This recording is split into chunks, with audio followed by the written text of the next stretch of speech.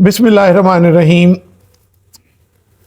आज की जिस दुनिया के अंदर हम रह रहे हैं, ये दुनिया आज से 10 साल पहले से बहुत मुख्तलिफ है, और उस मुख्तलिफ होने की बुनियादी वजह आर्टिफिशियल इंटेलिजेंस है।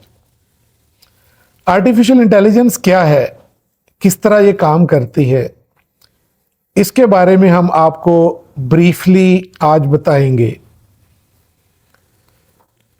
किस तरह ये स्टार्ट हुई, इसकी हिस्ट्री क्या है और किस तरीके से ये काम करती है, ब्रीफ हिस्ट्री आपको उसको बताएंगे। आगाज़ इसका 17th सेंचुरी में डिफरेंट फ़िलासफ़र्स ने इसके बारे में आइडियाज़ देने शुरू किए, लेकिन बाज़ाब्ता तौर पर सबसे पहले जो आर्टिफिशियल इंटेलिजेंस की तरफ पहला कदम उठाया गया वो एलन ट्यूरिंग ने था, जिसने 1950 में एक ऐसी मशीन इजाद की, कंप्यूटिंग मशीन, कि जो डिफरेंट मशीनों की जहानत को चेक करने के लिए, उसकी कारकर्दगी को चेक करने के लिए इस्तेमाल की जाती थी। फिर 1952 में आर्थर सैमुअल ने एक चेकर्स प्रोग्राम तैयार किया, जो कि मसनूई जहानत की तरफ एक और कदम था। लेकिन आर्टिफिशियल इंटेलिजेंस का वर्ड सबसे पहले 1956 में डॉर्टमाउथ में होने वाली एक कॉन्फ्रेंस में जॉन मैकार्थी ने यूज़ किया, और इसी वजह से एलन ट्यूरिंग और जॉन मैकार्थी, इन दोनों को आर्टिफिशियल इंटेलिजेंस का फादर कंसिडर किया जाता है। आर्टिफिशियल इंटेलिजेंस किस तरीके से काम करती है, बुनियादी तौर पे आर्टिफिशियल इंटेलिजेंस है क्या? ये एक मसनूई जहानत है। इंसान को अल्लाह ताला ने अक्ल शऊर अता किया, लेकिन जब मशीन इसी शऊर और अक्ल को इस्तेमाल करती है तो उसको हम आर्टिफिशियल इंटेलिजेंस का नाम देते हैं। मतलब जो इंसान की अक्ल और शऊर के मुताबिक किए जाने वाले फ़ैसलों और अमाल को, मुख्तलिफ़ किस्म के एक्ट्स को अगर मशीन सर अंजाम देगी तो उसको हम आर्टिफिशियल इंटेलिजेंस का नाम देंगे। बुनियादी तौर पे अक्ल की जगह पे आर्टिफिशियल इंटेलिजेंस जो इस्तेमाल करती है वो एल्गोरिथम, डाटा और कंप्यूटेशनल पावर, इसका यूज़ करती है, जो कि इंसान के अंदर अल्लाह ताला ने अक्ल की सूरत में रखा है। एआई मुख्तलिफ तरीक़ों से काम करती है। ये आपके डाटा का एनालिसिस करती है, और उस एनालिसिस के साथ आगे पीछे फ्रंट जो क्या है, सियाको सबाक, उसके बारे में भी आपको आइडिया देती है।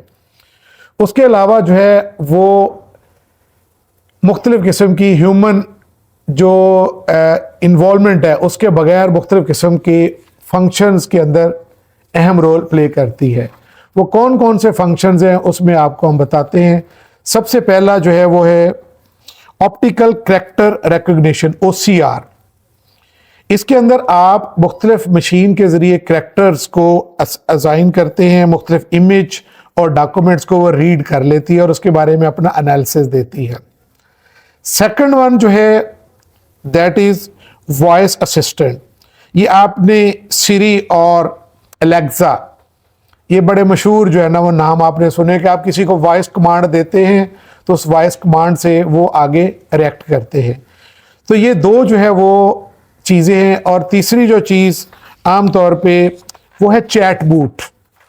चैट बूट जो है वो बुनियादी तौर पे आपको हेल्प करता है मुख्तलिफ वेबसाइट्स के साथ नेविगेट करने में, कि किस तरीके से आप मुख्तलिफ वेबसाइट्स के साथ नेविगेट करते हैं, मुख्तलिफ आप उसको इंफॉर्मेशंस देते हैं, कमांड्स देते हैं, तो उसके अकॉर्डिंग आपके वो वर्क करता है।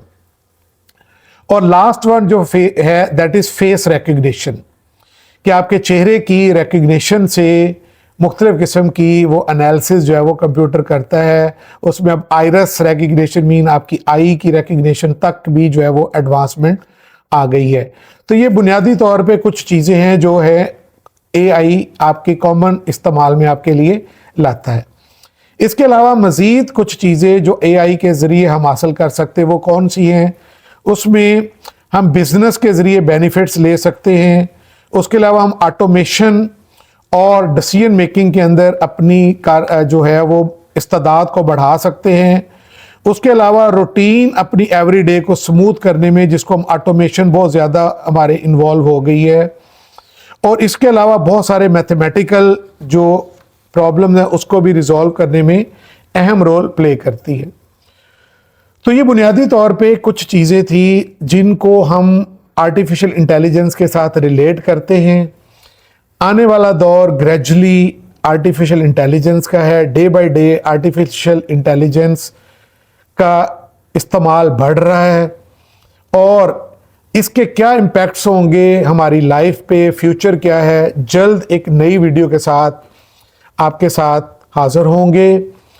دیکھتے رہیے، چینل کو لائک اور سبسکرائب کریے رانا کامران پوڈ کاسٹ کے ساتھ۔ السلام علیکم۔